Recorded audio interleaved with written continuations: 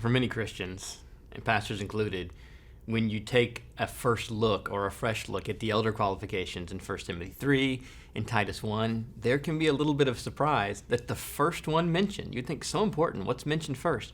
The first mentioned is not that he's a Christian and regenerate, and Paul assumes that. It's not some other attribute which we might consider central to pastoral ministry. Rather, it's this umbrella term, and it might be a strange term to many of us, above reproach. What does it mean to be above reproach? Some ears, maybe tender consciences, hear above reproach and think that's unattainable. Maybe they think of it as a kind of blamelessness or even an utter sinlessness. That's not what above reproach means. Above reproach is a very outward-oriented, public-facing qualification. And it gets at, right at the beginning of the list of elder qualifications, the public nature of the office. Other ears might hear above reproach as a really low bar. I mean, above reproach, just that I don't need to have some taint on my public reputation. For many people, that's not very difficult. This is really, really low bar and attainable. But one thing that does get at is, in addition to the public nature of the office, the exemplary function of the Christian ministry, of pastors and elders.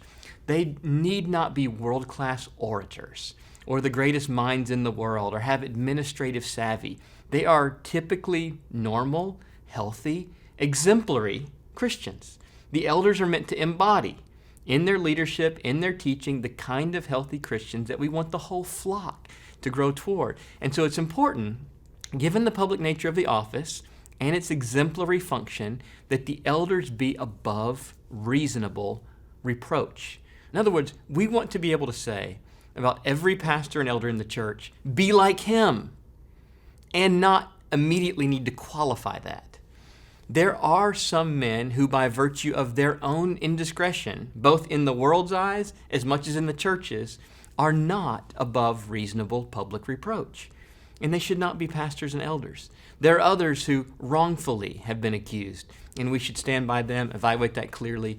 But Christ means for the leaders in the local church to be those who are above that public reproach.